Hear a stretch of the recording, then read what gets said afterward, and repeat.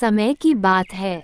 एक गांव में एक परिवार रहता था, जो गांव भर में बहुत सम्मानित परिवार में से एक था। ये परिवार बड़े शान से जीवन यापन कर रहा था। गांव के सारे लोग उन परिवार को बहुत इज्जत से देखते थे। उस परिवार में 2 बेटे भी थे, जो बहुत संस्कारी थे। बड़े बेटे का नाम गगन था और छोटे बेटे का नाम श्याम था। एक दिन छोटा बेटा श्याम अपनी माँ से कहता है, अरे माँ, अब तो बड़े भाई की शादी होने वाली है, उसके बाद आपको एक बहू मिल जाएगी। बहू मिलने के बाद आप हमें मत भूलना। हमारी भी शादी हमारे बड़े भाई के बाद जल्द से जल्द करा देना। उसके बाद आपको 2 बहू मिल जाएगी। अरे ठीक है मेरे छोटे नटखट बेटे, पहले एक की तो होने दे, फिर उसके बाद कुछ दिनों में तुम्हारी भी शादी हो जाएगी। तुम बिल्कुल ही चिंता मत करो, जैसे तुम्हारे बड़े भाई की शादी हो रही है वैसे तुम्हारी भी बड़ी धूमधाम से शादी होगी। फिर देखते देखते कुछ दिनों के बाद गगन की शादी एक बड़े घर की लड़की से हो जाती है और गगन की दुल्हन बहुत सुंदर थी। गगन की दुल्हन का नाम मीना था। मीना के पिता के पास पैसों की कमी नहीं थी। वह बहुत ढेर सारा धन लेकर ससुराल आई थी। इधर गगन के पापा के पास बहुत सारा धन था। वह भी बड़े आदमी में गिने जाते थे। फिर एक दिन की बात है, श्याम अपनी माँ से कहता है, मेरी प्यारी माँ, अब तो बड़े भैया की शादी भाभी से हो गई और भाभी भी घर में आ गई। अब तो मेरा नंबर है। शादी करने की, जितना जल्दी हो सके हमारी भी शादी कर दो। मेरे बेटे श्याम, शादी कोई बच्चों का खेल नहीं है कि जब चाहे तब कर ले। अब शादी करने के लिए हमें एक प्यारी सी लड़की भी देखनी पड़ेगी। तू चिंता मत कर श्याम बेटे, मैं कल ही तेरे पापा से तुम्हारी शादी की बात करूंगी और जितना जल्दी हो सकेगा मैं तुम्हारे लिए लड़की देखकर तुम्हारी शादी कर दूंगी। अब तो खुश हो जा मेरे श्याम बेटे, अब तो तुम्हारी भी शादी हो जाएगी। लेकिन माँ, मैं पूजा से बहुत प्यार करता हूँ। हम दोनों एक दूसरे के बिना नहीं रह सकते हैं। हम एक दूसरे को बहुत दिन से जानते हैं। पूजा भी हमें बहुत दिन से जानती है। वह भी हमसे बहुत प्यार करती है और मुझसे शादी करना चाहती है। पूजा को छोड़कर मैं किसी और से कैसे शादी कर सकता हूँ? पूजा से हम जान से ज्यादा प्यार करते हैं। माँ, पूजा के होते हुए मैं किसी और लड़की से कभी भी शादी नहीं करूँगा। यह मेरा आखिरी फैसला है।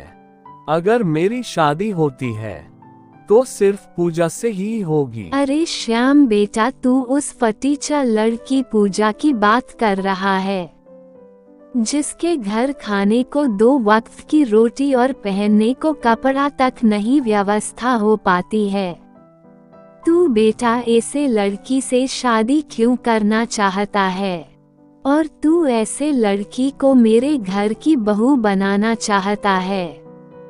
गांव वाले क्या सोचेंगे हमारे बारे में? मेरे श्याम बेटा, तू किसी और लड़की से शादी कर ले, तुझे पूजा से भी अच्छी लड़की मिल जाएगी। अपनी माँ के मुंह से पूजा के लिए ऐसी बात सुनकर श्याम वहाँ से बिना जवाब दिए चला जाता है। श्याम के जाने के बाद वहाँ पर मीना आ जाती है और फिर कहती है, क्या हुआ सासू माँ, आप बहुत परेशान लग रही हो। क्या आप दोनों में कोई बात को लेकर बहस हो गई है? मैं आपकी कोई मदद कर सकती हूँ। आप दोनों में ऐसी क्या बात हुई कि देवर जी गुस्सा होकर यहाँ से चले गए? अरे क्या बताऊँ बहू, श्याम एक फटीचा लड़की पूजा से बहुत प्यार करता है और उसी से शादी करने को बोल रहा है और मैं उससे शादी करने को मना कर दी, इसलिए वह मुझसे रूठकर यहाँ से चला गया। अब बहू तुम ही बताओ मैं क्या करूं? मुझे तो कुछ समझ में नहीं आ रहा है। अरे सासू माँ, तुम तो बिना मतलब के परेशान हो रही हो। मेरे होते हुए तुम्हें परेशान होने की कोई जरूरत नहीं है। उस पूजा फटीचर लड़की को इस घर में शादी करके आने तो दो। वह मेरे कहर से एक दिन यहाँ नहीं रुक पाएगी और यहाँ से चली जाएगी। सासू माँ, हम दोनों मिलकर उस फटीचर लड़की को इतना परेशान करेंगे कि वह इस घर की बहू बनने की अगले 7 जन्म तक नहीं सोचेगी और कुछ ही दिनों में वह श्याम को छोड़कर चली जाएगी। हाँ बहू, तुम बिल्कुल सही कह रही हो। उसे आने तो दो। तुम जैसे जैसे कह रही हो हम उस फटीचा पूजा के साथ वैसा ही करेंगे। तब उसे समझ में आएगा कि हमने गलत घर में शादी कर ली।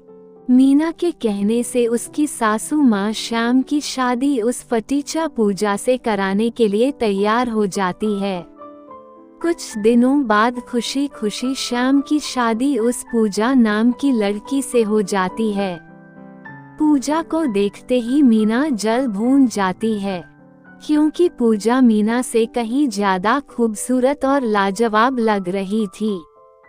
फिर शादी के 2-3 दिन बाद मीना अपना रंग दिखाना शुरू कर देती है। चलो, अब तो पूजा इस घर में आ ही गई है। अब आएगा असली मजा। मैं इस घर की बड़ी बहू हूँ।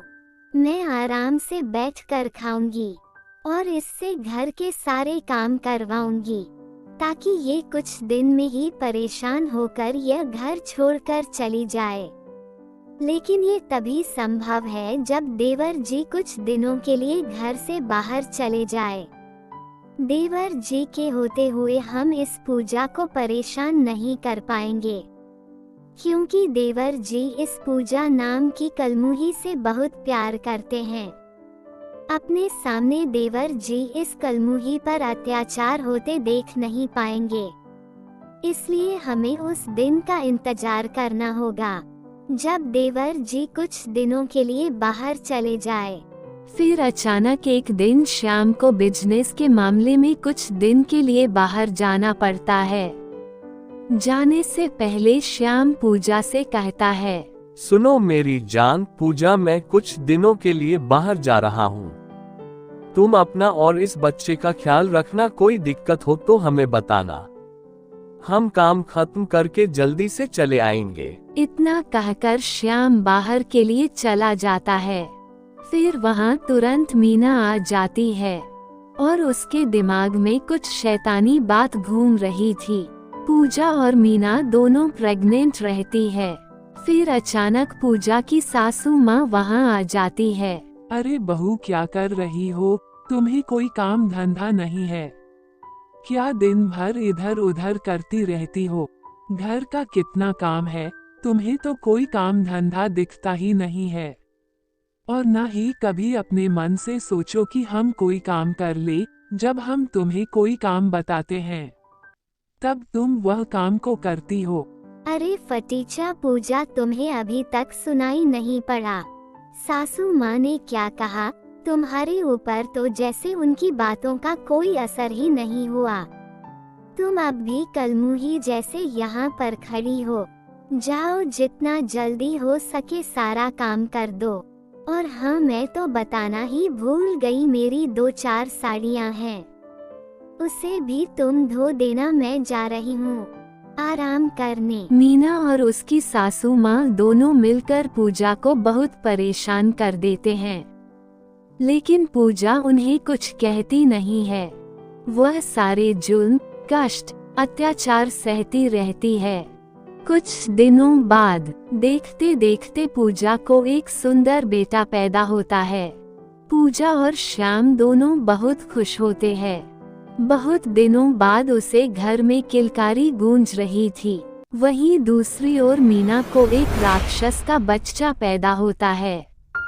बच्चा देखने में इतना भयानक और डरावना था कि मीना देखते ही बहुत तेज से डर जाती है। इसलिए कहते हैं कि किसी को परेशान नहीं करना चाहिए। अब देखो कुदरत का खेल। वहीं दूसरी ओर पूजा को एक सुंदर बेटा पैदा होता है। और मीना को राक्षस का बच्चा। मीना के बुरे कर्मों की सजा उसे मिल गई। इसीलिए कहते हैं कि जैसा कर्म करोगे वैसा ही फल मिलेगा।